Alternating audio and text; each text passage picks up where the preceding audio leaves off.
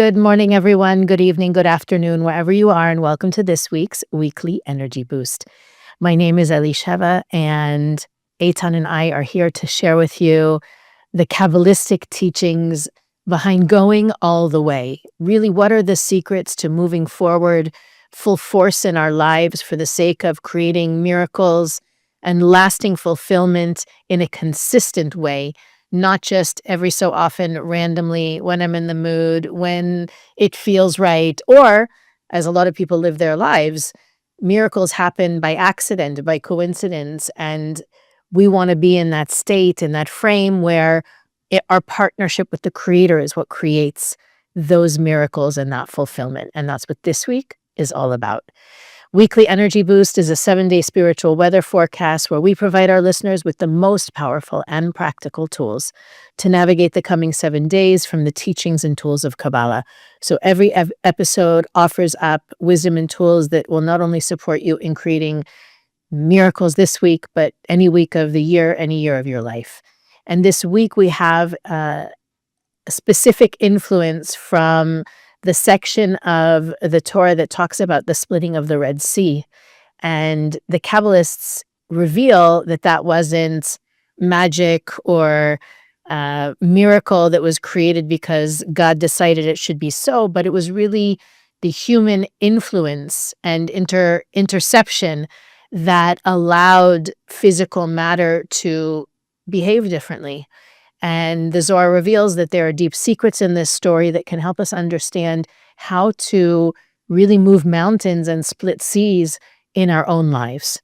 So that's really what our goal is to share this week, those secrets, those tools.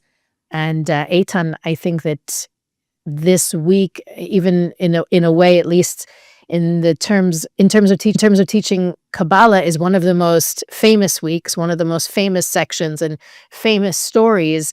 And I think that this week we have the opportunity to really reveal some of the most powerful teachings within Kabbalah. So where should we begin? Very often we speak about don't react in a negative way, just trust, it feels dark, it's okay, accept the pain.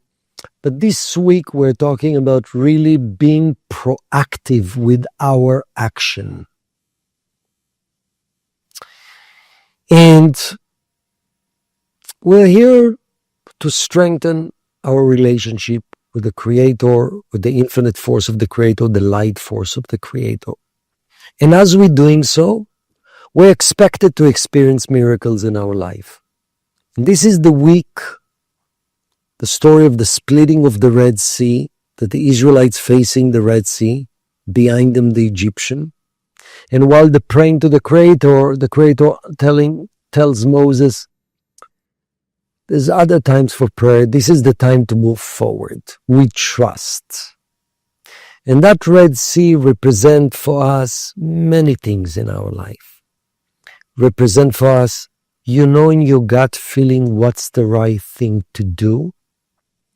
But because you don't feel aware what type of outcome will be, and it's the right thing, but you don't see clearly how you will be protected and you will be okay, it causing us to freeze, to hesitate, not to jump to the water, not to start the business, not to start the conversations, not to initiate actions, not to start the diet, not to make a commitment to the relationship. Why? Because you don't feel totally safe, because you don't see a clear, predictable future. The ego, the opposite side of our soul, that is not nurtured by the light of the Creator, likes to be motivated and energized when I see clearly what I'm going to get. Sometimes you have the clarity, but the moments that we're really establishing deeper connection to the light of the Creator and attracting miracles is when I know in my gut it's the right thing, but the outcome is not clear when and how. Maybe vague, yeah, I'm with the light, but it's not clear. And sometimes we'll do action, but we say, I didn't go in the right direction. I made the commitment, you see, I got rejection. Actually, one of the ways that you know the light is with you, number one, of course, you need to have clarity of soul, gut feeling of I know it's the right thing as much as possible. Sometimes you don't know, but you have the pure intention. I want to do what my soul tells me, what the light tells me. Number two, it cannot hurt other people. It might be difficult for other people, but in the long term, you know it's the best for everyone. It has to be clear intention. I'm moving away from the ego, which is the temporary safety. Number three, move forward with trust and full force. Halfway, it's not God anymore. It's not the creator anymore. It's not true certainty. There's no little bit of God. God is everywhere. It's all the way. So, and some of you might ask, but let's say I'm going full force with my commitment in the relationship. I'm not ready yet to make the full decisions. Let's get married. But I know I need to move forward. And maybe if it's not meant to be, so what you reminded me, Elisheva, Karen Berg used to say, do your part full force. Act as if you're committing. Give of yourself. Don't wait for validation in order to give all your energy. Then you're always going to chase your potential and you'll never get there. Full force as if you know the Creator is with you. And that full force commitment, the Zohar calls, don't wait from awakening from above. Awakening from below, from us, will attract awakening from above. Awakening from below above is a miracle. Awakening from above is actually full clarity. Awakening from above is suddenly you get energy and strength to do things in an amazing way. Awakening from above, you get clarity, you're in the wrong direction. Where in our life, in your life, in my life, if you're really honest with yourself, at the soul level, you have soul clarity, move forward, trust. You don't know the outcome. There's time to pause and not to react. There's time to jump and to proact. There's a lot of people who are nice people. They will not do the wrong thing. But they're all jumping to risk to do the right. And they'll be unhappy. Not because they're hurting people all day long, because they're not accessing their potential. There's time to restrict negative behavior with trust, and there's time to proactively jump towards the positive when I don't see the full result. You know, speaking about relationships, I shared that advice from Karen Berg with someone not long ago, and I said to her, it was about her relationship, and she said, you know, I don't want to walk away. I don't know if I should stay. I feel you know, it's something we've heard before. And I said to her, so let's take this teaching, give it 100%. If it's for 6 months, you decide on the time frame, but only after you've given 100% can you actually know if there's potential, if there's future. And she said to me, I'm not sure I ever gave 100% to anything. And so I feel like this, specifically this teaching, really speaks to what you said before about the, you know, many times we wait for the external validation, for the confirmation, for the sign. Even very spiritually minded people might say, I'm waiting for a sign, I'm waiting for a message. This is really more about understanding that our work, right, where the reason that we're souls in a physical body is because we're here to make effort. Yes, we should be able to move through life with ease and inspired and feeling connected and awakened, but the reason in the big scheme of things we asked for physicality is so that we could be the creators of our own reality, the initiators, the influencers. And so when we seek that signal from something outside of us, it's often an excuse for not taking the risk, for not breaking the barriers to to almost at the end of the day when I'm not successful, I can say, well, I was waiting for a sign and it never came, so that must mean it wasn't meant to be. It wasn't meant to be can be a very spiritual excuse for not daring, for not having the courage to take the risk and create that what it does is it creates energy so that even if at the end of those 6 months a person gives 100% to the relationship, they will have the clarity, like you said, the soul clarity. This is not the right relationship. I know because with my 100%, it didn't take off, then I can end it with peace of mind and being complete with my decision to move on in a different direction, without which you're always going to look back and say, maybe I should have, maybe I could have, maybe if I this. So one of the things that the Kabbalists teach also that I think is underlying in this is that energy, that attitude of going all the way, right? It's not meant to be exhausting. I think the reason people get exhausted from giving a lot is because they're doing it from that ego place, Beautiful. which is limited, which is confined. It's like you only have a certain tank of gas for your ego. But when you're doing it with the force of the light of the creator behind you, when you're doing it for the sake of revealing your next level, for something expansive and not something limited, you don't get tired because you're not depending on only you to make it happen. And so I think that that's also something to bring to the picture. It might sound like we're saying you should be exhausted at the end of the day because you're pushing so hard. If your pushing exhausts you at the end of the day, it's not the right kind of pushing. I like it very much because what you're saying, Elisheva, very often people making an effort in relationship towards each other, and then that disappointed, the hurt is because they didn't give all the way. Maybe they made a lot of effort, but what is to give all the way is without expectation of receiving nothing. I'm doing it for me, for my soul, for my heart, because I know the creator is in that moment. At the moment, I'm partially doing it because it's the right thing, but partially I'm expected I will be drained.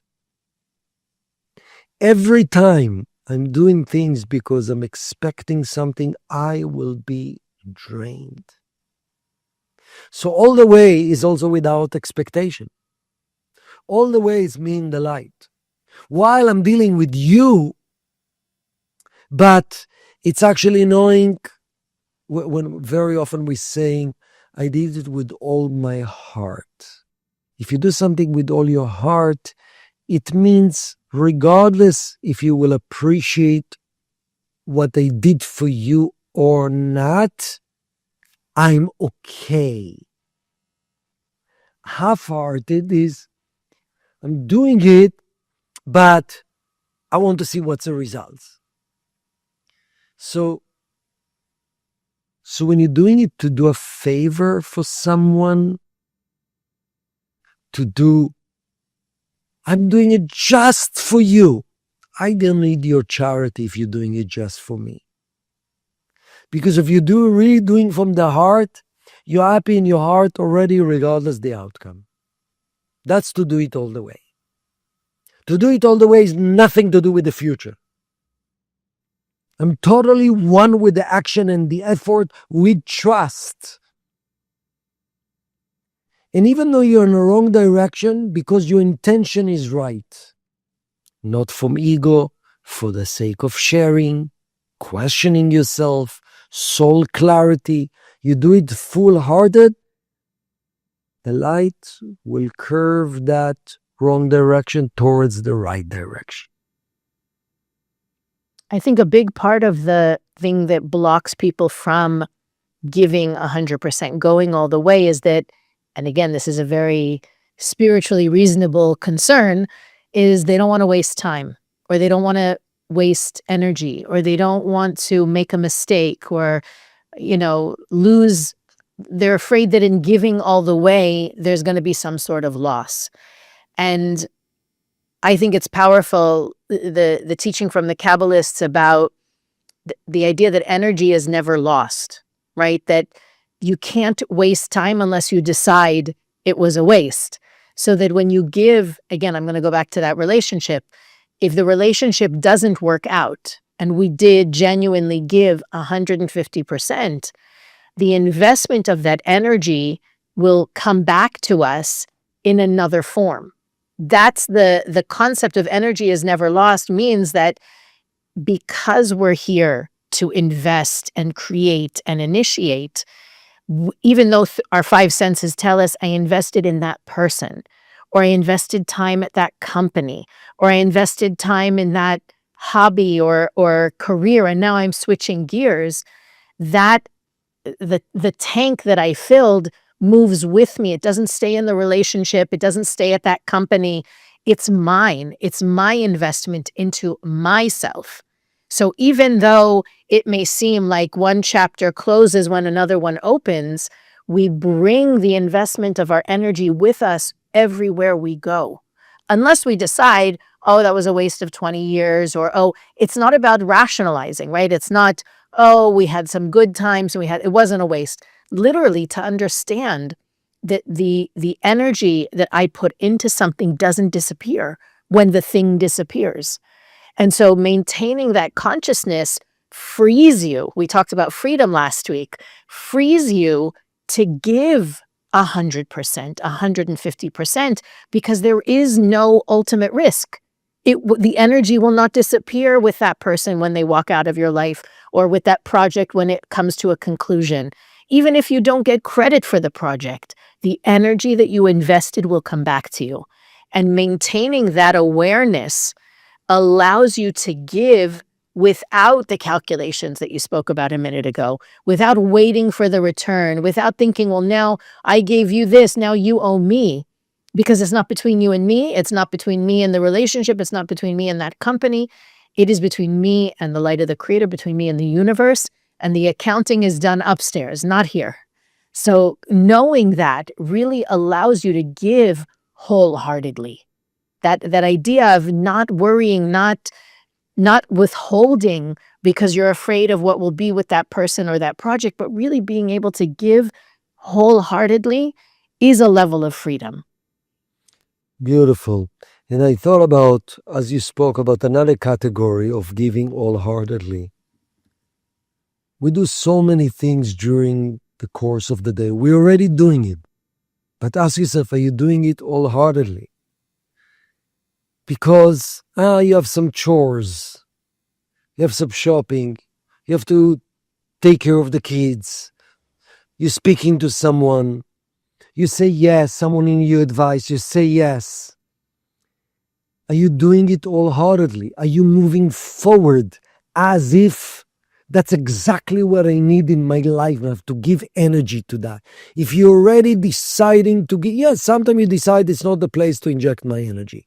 You have a soul clarity. But if you already decided to do yes, it's not an important project or thing or conversation. That's part of being curious about life, about every aspect, about the in-between moments.